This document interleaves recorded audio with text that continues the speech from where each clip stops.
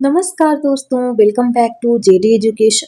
आशा करती हूँ आप सब बहुत अच्छे होंगे और अच्छे से प्रिपरेशन कर रहे होंगे। सो गाइस, आज हम लोग प्रोफेसर राजेंद्र सिंह, जिसको कि शॉर्ट फॉर्म में रज्जू भाई यूनिवर्सिटी के नाम से जानते हैं, आपके प्रयागराज में स्थित है, के बीएड सेकंड सेमेस्टर के फर्स्ट पेपर की एक नया लेक्चर की शुरुआत करने जा रहे हैं। एक्चुअली आपका सेकंड यूनिट चल रहा है एंड हमने फर्स्ट यूनिट पूरा का पूरा कंप्लीट कर दिया है। तो अगर गाइस आप चैनल पर फर्स्ट टाइम आए हैं सो प्लीज जरूर से चैनल को सब्सक्राइब करके रखिएगा, क्योंकि आने वाले समय में बीएड से रिलेटेड जितनी भी इंफॉर्मेशन होंगी, जितने भी अपडेट्स होंगी, जितनी भी क्लासेस होंगी एंड ऑल, हम पूरी कोशिश करेंगे कि हाँ आप तक इजिली पहुंचा पाए। सो प्लीज जरूर से सब्सक्राइब करके रखिएगा। एंड आपने सब्सक्राइब करके रखा है तो प्लीज आपने फर्स्ट यूनिट की जो क्लासेस आपने नहीं देखी है, अगर आपने देखा है फिर तो बहुत अच्छी बात है। अगर आपने नहीं देखा है तो प्लीज आप चैनल पर विजिट करें एंड वहां पर प्लेलिस्ट भी है, तो आप प्लेलिस्ट के थ्रू अपनी क्लासेस क्या कर सकते हैं, इजिली कवर कर सकते हैं। ओके। एंड अगर अभी तक आप हमारे साथ नहीं जुड़े हैं, कहाँ पर, व्हाट्सएप पे एंड टेलीग्राम पे, गाइस प्लीज जरूर से जुड़ जाइए, क्योंकि जितनी भी क्लास की नोट्स होती हैं, पीडीएफ्स होती है, links and information and all, सब कुछ हम वहीं पे ही शेयर करते हैं। तो आई वांट कि हाँ आप भी उससे जुड़े एंड उसका बेनिफिट आपको भी मिले।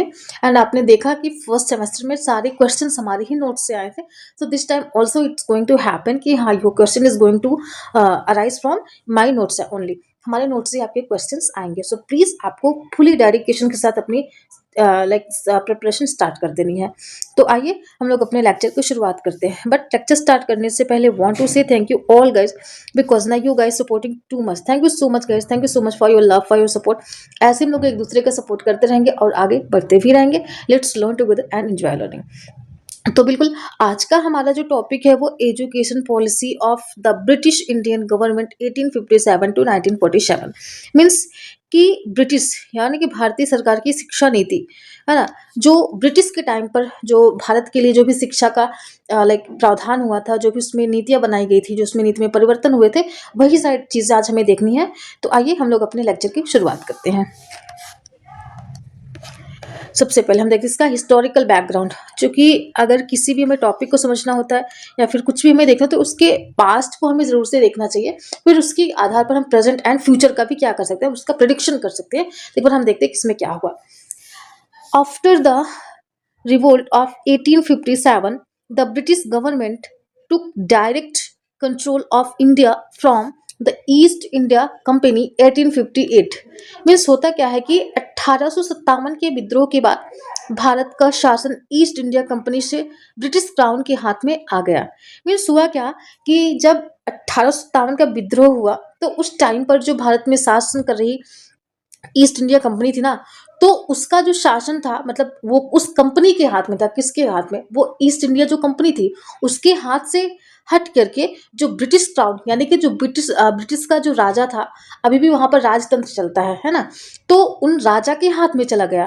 पहले तो ईस्ट इंडिया कंपनी के हाथ में था, बट उसके बाद से वो छीन के वहां के जो राजतंत्र यानी कि जो वहां के राजा थे उनके हाथ में सत्ता आ गई। फिर उन्होंने क्या किया? उन्होंने ये किया कि education became a tool of administration control and cultural influence rather than national development।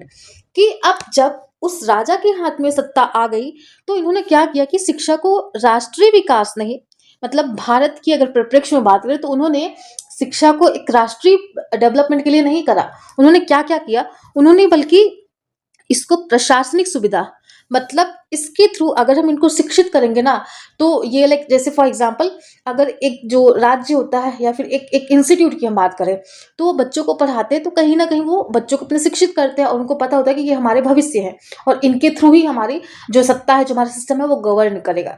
तो बिल्कुल इन्होंने भी यही कहा कि भैया अब इनको हम शिक्षित कर रहे हैं तो इनको हम अपने अपने यूज के लिए करते हैं, इनके थ्रू हम अपना काम निकालेंगे। तो इन्होंने प्रशासनिक सुविधा, नियंत्रण, मीन्स पूरा पूरा उस पर डोमिनेट करके लाइक पूरा कंट्रोल, अपनी सत्ता का पूरा पूरा हमारे पे कंट्रोल करना चाहा, और सांस्कृतिक प्रभुत्व का साधन बनाया गया। मीन्स कि जो पाश्चात्य संस्कृति थी, जो उनका लाइक अपना जो उनका अपना कल्चर था, जो उनकी सोच थी, वही हमारे पे थोपने का काम किया। मीन्स अब उनका जो शिक्षा देने का मुख्य उद्देश्य था ना, वो हमें विकसित करना या फिर हमें डेवलप करने के जैसा नहीं था, बल्कि उन्हें अपना काम निकालने से था कि वो कैसे हमें कंट्रोल करके और अपना आय व्यय अपना व्यापार बढ़ा करके खुद हमारे पे कब्जा करके बैठे रहने का, यही इनकी जो मंशा थी और यही इनका उद्देश्य था, और इसी उद्देश्य से हमारे यहाँ पर राज भी कर रहे थे। आई होप आपको समझ में आया होगा।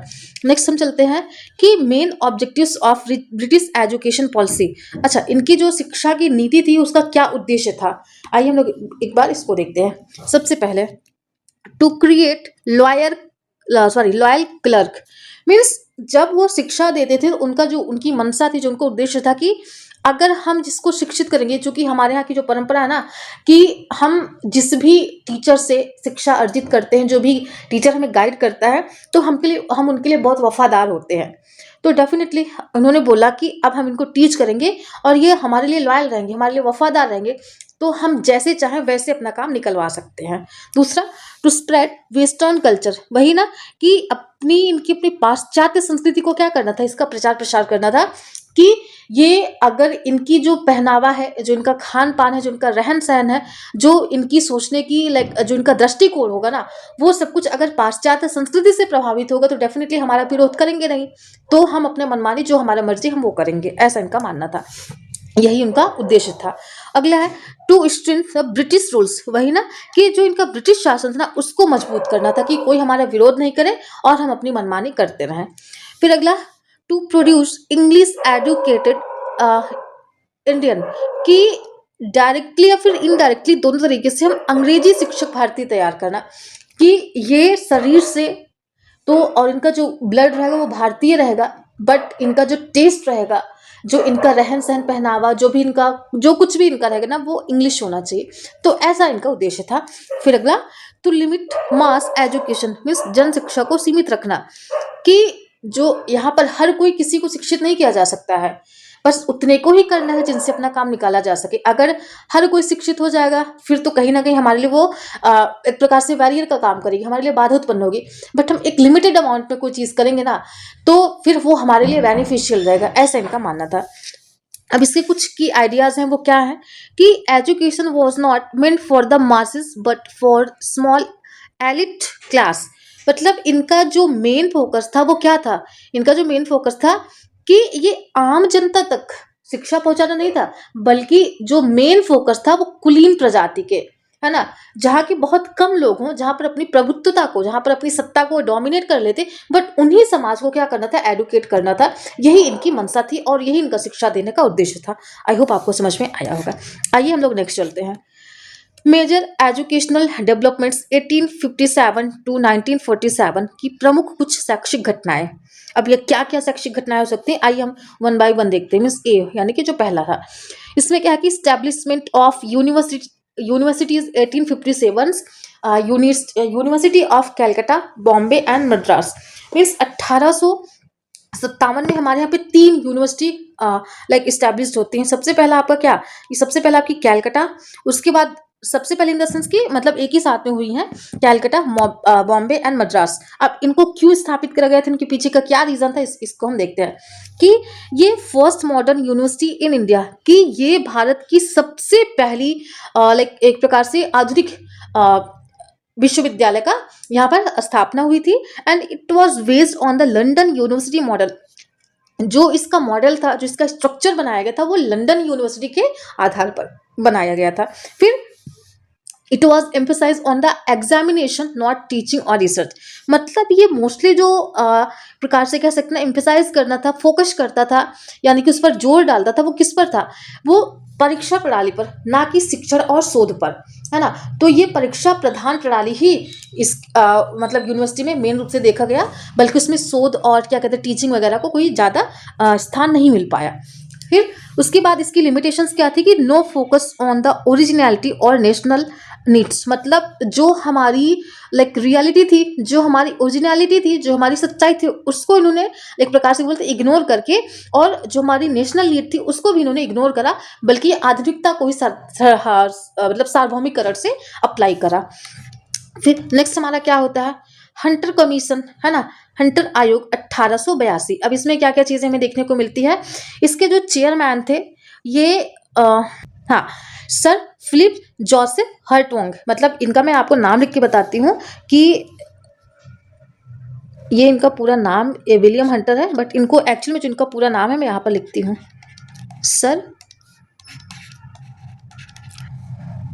Philip sir Philip Joseph, JOSEPH, Joseph Hartog, HAR, Hartog. तो ये इनका पूरा नाम था। इनको शॉर्ट फॉर्म लोग विलियम हंटर कहते हैं ना। तो ये इनके क्या थे, ये इनके चेयरमैन थे। और इस कमेटी का गठन कब हुआ था, 1882 में, मीन्स 1882 में इस कमेटी का गठन हुआ था।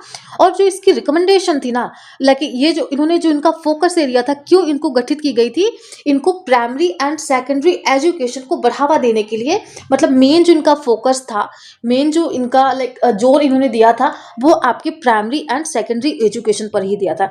और जो इनकी रिकमेंडेशन थी, है ना, इसको हाँ, ये primary education should be under the local bodies, की जो हमारी प्राइमरी एजुकेशन होती है, मीन्स जो हमारी प्राथमिक शिक्षा होती है ना, वो हमारी लोकल बॉडीज, यानी कि जो हमारी अपनी लोकल बॉडीज होती है ना, खासकर स्थानीय, है ना, स्थानीय बॉडीज के द्वारा क्या करना, इनको संचालित करना। And expansion of secondary education, encourage private school, और इन्होंने सेकेंडरी एजुकेशन को भी एक्सपेंस करने की बात करी है। And encourage the private school, और जितने भी प्राइवेट स्कूल बनेंगे उनको भी क्या करा जाए, उनको बढ़ावा दिया जाए, उनको प्रोत्साहन दिया जाए। उसके बाद गवर्नमेंट शुड रिड्यूस रेस्पॉन्सिबिलिटीज, कि जो सरकार की जिम्मेदारी है, कि सरकार के ऊपर ही सारा सब कुछ वो कर, तो उसकी हम कुछ रिस्पॉन्सिबिलिटीज, जो उसके उत्तरदायित्व हैं, जो उनकी जिम्मेदारी है, उसको कुछ कम करा जाए, और इसमें प्राइवेट स्कूल भी पार्टिसिपेट करें। ऐसा इस रिकमेंड का मतलब इनकी जो मुख्य सिफारिश थी। उसके बाद इसके जो इम्पैक्ट थे कि मास एजुकेशन नेग्लेक्टेड अगेन, कि जो एक आम जनता के लिए जो शिक्षा की बात करी थी, वहां पर इसको दोबारा से क्या करा गया, इसमें नेग्लेक्ट करा गया। आई होप आपको समझ में आया होगा। हम लोग नेक्स्ट चलते हैं कि इंडियन यूनिवर्सिटी कमीशन, मीन्स कि कि भारतीय विश्वविद्यालय आयोग 1902 ना, 1902। अब इसमें क्या क्या चीजें हमें देखने को मिलती है कि universities had become examination factories, कि जो ये 1902 वाले भारतीय विश्वविद्यालय आयोग था, कि इसमें क्या हुआ कि विश्वविद्यालय को केवल परीक्षा के केंद्र बन चुके थे इस टाइम तक। फिर डेक्लाइन इन एजुकेशनल स्टैंडर्ड्स, और जो शिक्षा की गुणवत्ता थी ना, जो शिक्षा की क्वालिटी होती है ना, मीन्स क्वालिटी एजुकेशन की जो हम बात करते हैं, उसमें धीरे धीरे क्या हुआ, डिक्रीज होने लगी, उसमें गिरावट आने लगी। ऐसा देखने को हमें मिलता है। इसमें कुछ रिकमेंडेशन थी कि बेटर टीचर क्वालिफिकेशन, कि यहाँ पर जो टीचर होंगे, जो यहाँ पर ट्रेनर होंगे, जो यहाँ पर शिक्षक होंगे, उनकी जो क्वालिफिकेशन वो बेटर होनी चाहिए।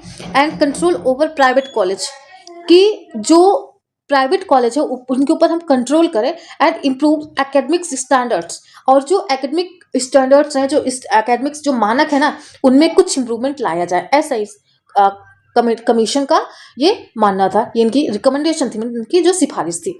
उसके बाद इसका क्या हुआ रिजल्ट, कि led to Indian university act 1904।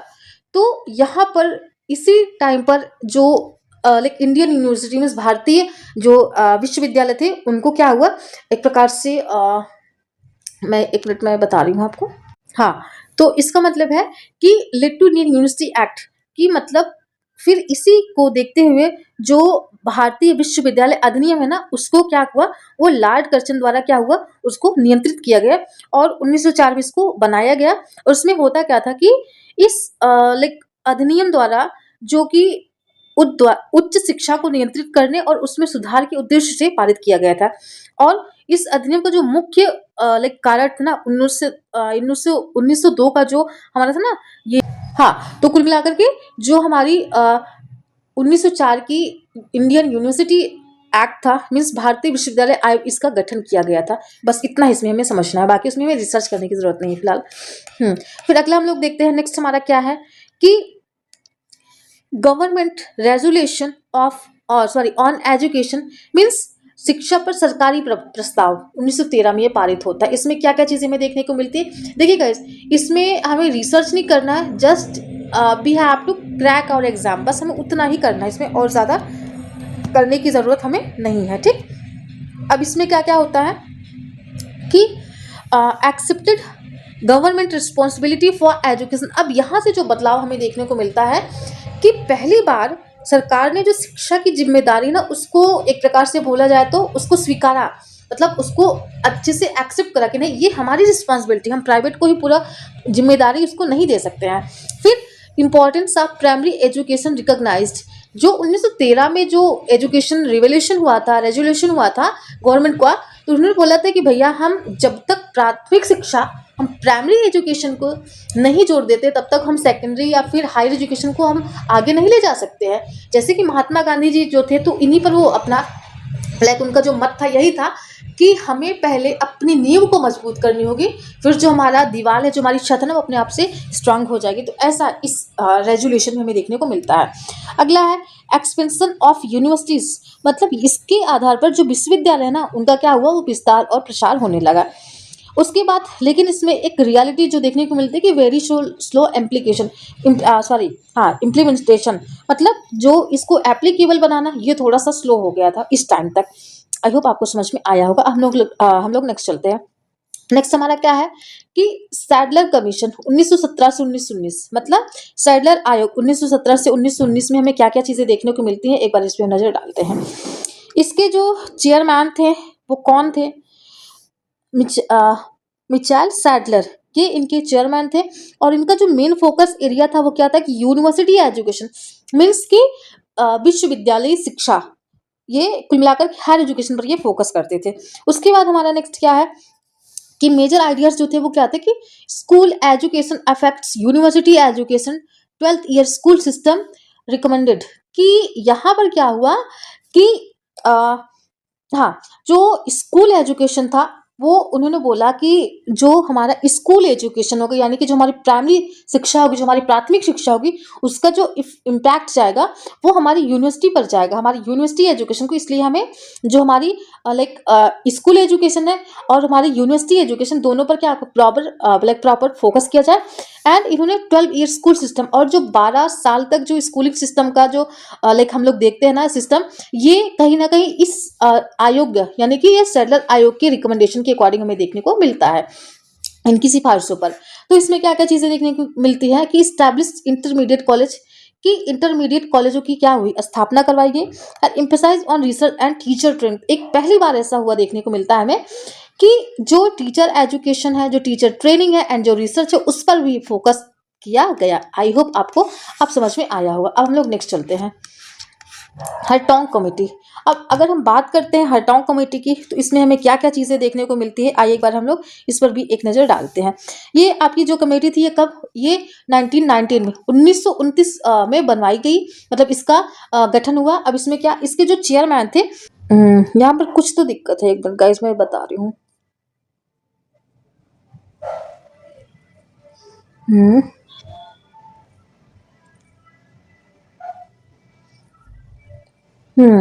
Sorry guys, यहाँ पर जो हमने ये बता दिया था हंटर कमीशन, ये एक्चुअली इसके जो चेयरमैन है वो विलियम हंटर ही है। वो यहाँ पर मैंने हरटोंग को लिख दिया था, सॉरी इट्स माय मिस्टेक। ये एक्चुअली ये वहाँ का नहीं है बिल्कुल, ये यहाँ का जो है, यहाँ पर थोड़ा सा मैंने मिस्टेक कर दिया है, ये आपके विलियम हंटर ही है। वही मैंने अभी सोचा कि हमने कुछ तो गलतियां करी है। बिल्कुल जो हम अभी नेक्स्ट करने थे ना, वो हरटोंग समिट हरटोंग क्या कहते हैं कमेटी है ना, उसके जो फाउंडर है, यानी कि जो उसके चेयरमैन है वो सर फिलिप जोसेफ हरटोंग है। यहाँ के जो हमारे चेयरमैन है वो बिल्कुल यही है, विलियम हंटर। तो बिल्कुल आप इसको प्लीज करेक्शन कर लीजिएगा, it's my bad actually, sorry for. चलिए हम लोग नेक्स्ट चलते हैं। हरटोंग कमेटी, जो हमने उसमें हंटर कमीशन में हमने इनका नाम लिखा था, एक्चुअली ये यहाँ के हैं, जो ये हमारी हरटोंग कमेटी है ना, हाँ, हरटोंग कमेटी मीन्स हरटोंग समिति 1929, इसके जो चेयरमैन वो है आपके कौन, सर फिलिप JOSE जोसेफ हरटोंग। तो बिल्कुल ये इसके चेयरमैन है। जो हमने हंटर कमीशन में बोला था उसके लिए sorry, I am so sorry. ठीक, तो आइए हम लोग इस पर फोकस करते हैं। अच्छा, इनका जो फोकस एरिया था वो क्या था कि फोकस ऑन प्राइमरी एजुकेशन, मतलब इन्होंने प्राइमरी एजुकेशन पर पूरा मतलब प्राथमिक शिक्षा पर अपना फोकस करा। फिर problem of wastage and stagnation, means अपव्यय और स्थिरता की जो समस्या थी उस पर भी अपनी एक नजर डाले और उस पर भी इन्होंने काम करा। फिर क्वालिटी ओवर क्वांटिटी, मतलब इन्होंने संख्या से अधिक जो क्वालिटी एजुकेशन की बात है उस पर जोर दिया था।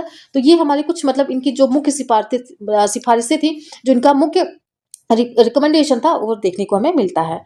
सॉरी, एंड उसके लिए सॉरी, जहाँ पर हमने हंटर कमीशन के लिए बोला था, एक्चुअली हरटॉन्ग समिति के जो लाइक आपके अध्यक्ष थे, ये सर फिलिप जोसेफ हरटॉन्ग थे, और हंटर के सर विलियम जेम्स थी, सॉरी विलियम हंटर ही थे।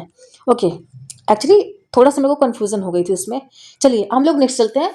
अगला हमारा क्या है, ये वर्धा स्कीम, जो कि नई तालीम शिक्षा, इसको बेसिक एजुकेशन के भी नाम से जानते हैं, यानी कि वर्धा योजना या फिर बुनियादी शिक्षा 1937, ये महात्मा गांधी जी थे। It was propose by whom, by Mahatma Gandhi, and education through productive work, मतलब श्रम आधारित शिक्षा। इन्होंने बोला कि जब तक हम श्रम नहीं करेंगे ना, हम शिक्षा लेने के अधिकारी नहीं है। जैसे आपके जो ग्रीक फिलोसफर है ना, उसमें एक है फिलोसफर जिनका नाम आप लोगों ने सुना होगा, सोक्रेटिस, यानी कि सुकरात। उनका यही कहता था कि वो जीवन जीने के लायक ही नहीं है कि जिस जीवन में स्ट्रगल ना हो, जिस जीवन में संघर्ष ना हो। तो ऐसा इनका मानना था कि ऐसा गांधी जी कहते हैं कि श्रम आधारित शिक्षा ही हमें लेनी चाहिए और हमें देनी भी चाहिए। जहां पर श्रम नहीं है वो शिक्षा एक्चुअली में शिक्षा नहीं होती है। अगला, free and compulsory education to 7 to 14 years, मतलब 7 से लेकर के 14 साल तक के बच्चों के लिए निःशुल्क व अनिवार्य शिक्षा का एक प्रकार से योजना इन्होंने बनाई।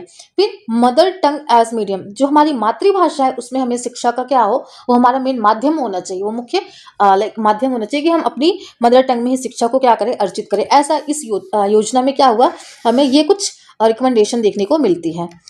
नेक्स्ट हम लोग चलते हैं। नेक्स्ट हमारा क्या है कि ब्रिटिश रिस्पॉन्स। अब इस पर ब्रिटिश रिस्पॉन्स क्या आता है, इसमें सबसे पहला सर्जेंट प्लान 1944, मीन्स सर्जेंट योजना 1944। अब इसमें क्या क्या चीजें हैं कि इसको क्या कहा जाता है, called the post war educational development plan, मतलब इसको कि युद्धोत्तर शिक्षा विकास योजना, मतलब युद्ध के बाद जो भी शिक्षा में विकास होता है उसके नाम से, उसके विकास के नाम से जानते हैं। ये क्या थी, universal free and compulsory education 6 to 14 years, कि 6 से लेकर के 14 वर्ष, यानी कि 14 वर्ष आयु वर्ग के लोगों के लिए क्या शिक्षा को अनिवार्य किया जाए, मतलब इसको सार्वभौमिक और एक प्रकार से बोले तो फ्री एंड कंपल्सरी एजुकेशन बनाया जाए। फिर इसके बाद इम्प्रूव टीचर ट्रेनिंग, मतलब जो शिक्षक की प्रशिक्षण है उसमें सुधार लाया जाए, एंड इक्वल अपॉर्चुनिटीज, और सभी के लिए समान अवसर रखा जाए। ऐसा इस रिस्पॉन्स में हमें देखने को मिलता है। ठीक, उसके बाद इसका इंपॉर्टेंस क्या है कि foundation of Indian education after independence, मतलब जब 1947 के बाद हमारा जो देश है वो आज़ाद होता है, तो इसके लिए कहीं ना कहीं एक नींव का काम करती है। उसके लिए ये हमारा जो सर्जेंट प्लान है, जो हमारी सर्जेंट योजना है, ये इसके लिए रिस्पॉन्सिबल होती है। फिर अगला, nature of British education policy, means British शिक्षा नीति की क्या प्रकृति थी। अब एक बार हम इस पे एक नजर डालते हैं कि ये क्या थी। सबसे पहले एलिट ओरिएंटेड, मीन्स अभिजात्य वर्ग, वही ना जो कुलीन वर्ग था ना, उस पर इनका मेन फोकस था। इसका ये जो ब्रिटिश लाइक एजुकेशन की जो पॉलिसी थी। उसके बाद एग्जामिनेशन सेंटर्ड, मतलब परीक्षा प्रधान थी व्यवस्था, इनकी सिस्टम था। फिर बुकीज एंड थेरेटिकल नॉलेज पर ये फोकस करते मीन्स पुस्तकीय व सैद्धांतिक ज्ञान पर ही ज्यादा इनका जोर देता था, ये जोर देते थे। फिर neglect of vocational education, means व्यावसायिक शिक्षा की पूरी उन्होंने क्या किया, इसको इग्नोर कर दिया, उसको नेग्लेक्ट कर दिया, उसकी उपेक्षा कर दिया। फिर अर्बन बायस्ड, यह शहरी पक्षपात से क्या थी, उससे पूरी तरीके से एक प्रकार से ओतप्रोत थी, है ना, मतलब जो शहरी पक्षपात होता है ना, उसी से ये पूरी एक तरीके से ये क्या कह सकते हैं कि उससे घिरी हुई थी। अगला इसके कुछ मेरिट्स हैं और ब्रिटिश एजुकेशन पॉलिसीज, मतलब हर एक लाइक सरकार की, हर एक सत्ता की, हर एक कमेटी की, हर एक कमीशन की, हर एक सब्जेक्ट की या फिर हर एक व्यक्ति की उसके प्रॉस एंड कॉन्स होते हैं। तो इसके कुछ हम लोग प्रॉस मीन्स इसकी मेरिट की बात करते हैं। सबसे पहला कि मॉडर्न एजुकेशन सिस्टम मीन्स आधुनिक जो शिक्षा व्यवस्था है उसको, इसके लिए ये रिस्पॉन्सिबल है, नो डाउट। उसके बाद इंग्लिश लैंग्वेज इंट्रोड्यूस, मतलब जो इंग्लिश लैंग्वेज है उसको इंट्रोड्यूस किया गया। उसके बाद यूनिवर्सिटीज एंड कॉलेजेस, मतलब बहुत सारी यूनिवर्सिटीज एंड कॉलेज के लिए एक प्रकार से एक बोल सकते ना कि रिकमेंडेशन मिली, उसके लिए हमें आइडियाज मिले। फिर साइंटिफिक आउटलुक, एक प्रकार से वैज्ञानिक आउटलुक हमें देखने को मिलता है, वैज्ञानिकता देखने को मिलती है। फिर एडमिनिस्ट्रेटिव यूनिटी, मतलब एक प्रकार से प्रशासनिक एकता हमें देखने को मिलती है। फिर इसके कुछ डीमेरिट्स हैं, है ना, इसकी जो क्रिटिसिज्म है, इसकी जो कमियां हैं वो हमें क्या क्या इग्नोर, बिल्कुल इन्होंने पूरी तरीके से इग्नोर्ड इंडियन कल्चर, भारतीय जो हमारी संस्कृति उसको इग्नोर करा, है ना। उसके बाद neglected mass and rural education, means वही ना कि एक जो आम जनता के बीच में या फिर एक जो प्रकार से ग्रामीण जो शिक्षा है उसको पूरी तरीके से उन्होंने इग्नोर कर दिया। फिर क्रिएटेड क्लैरिकल मेंटालिटी, यानी कि एक प्रकार से ना जो क्लैरिकल जो बोल सकते हैं ना कि जो बाबू वाली मेंटालिटी होती है उसको इन्होंने क्या करा, उसको बनाया। फिर education for rulers not for nation, मतलब राष्ट्र के विकास के हित के लिए उन्होंने नहीं करा था, बस किसी एक समुदाय स्पेसिफिक या व्यक्ति स्पेसिफिक ही इन्होंने फोकस करा था। ये ऐसी शिक्षा दिया इन्होंने, मतलब इस तरीके से इनको क्रिटिसाइज करा जाता है। फिर साइकोलॉजिकल स्लेवरी, मतलब साइकोलॉजिकली स्लेवरी की बात यहाँ पर हमें देखने को मिलती है। एंड हम अगर ओवरऑल इवेल्युएशन करते हैं इसकी, तो इसमें क्या क्या चीज़ें देखने को मिलती है। तो the British education policy of colonial interest not Indian needs, मतलब जो ब्रिटिश शिक्षा नीति है वो औपनिवेशिक हितों के लिए थी, ना कि भारतीय समाज के लिए, कि उन्हें बस व्यापार करने से मतलब था, यहाँ से जितना हो सके उतना कमाने का, अपना प्रचार प्रसार करने का, अपने को डोमिनेट करके रखने का था, ना कि हमारा जो देश था उसको विकास करने का। हाउएवर फिर भी हमें अगर देखने को मिलता है तो it led the structural foundation for modern Indian education, फिर भी इससे हमें क्या होती, आधुनिक भारतीय शिक्षा को एक आधारशिला रखी। यानी कि अगर जैसे हम बात करते हैं इंग्लिश एजुकेशन की, तो यही रीज़न है बिल्कुल, इन्होंने यहाँ पर इंग्लिश एजुकेशन को प्रचार प्रसार किया। बट आज के टाइम पर, हम आज के दिन अगर देखा जाए, तो हम दुनिया का ऐसा कोई एक सिंगल देश नहीं, एक सिंगल ऐसा राज्य नहीं जहाँ पर इंडियन जाकर के वहाँ पर जॉब ना कर रहे हो। इनकी बिल्कुल ये इन्हीं की ही देन है। तो कहीं ना कहीं ये मॉडर्न एजुकेशन की एक आधारशिला, एक नींव है। उसके बाद कंक्लूजन अगर देखें, तो British education policy in India 1857 to 1947 was a tool of control rather than liberation, कि ये हम अगर स्पेसिफिक इसी की बात करते हैं ना 1857 टू 1947, तो ये एक प्रकार से सोर्स था, एक टूल था हमें कंट्रोल करने का, रादर देन लिबरेशन, कि हमें ये एक प्रकार से फ्लेक्सिबिलिटी नहीं दे रहे थे, ये हमारे लिए कुछ ऐसा नहीं कर रहे थे कि जिसमें हमारा हित हो, ये अपने हित के लिए करते थे। और इस तरीके से हमें ये देखने को मिलता है। आई होप आपको लेक्चर समझ में आया होगा।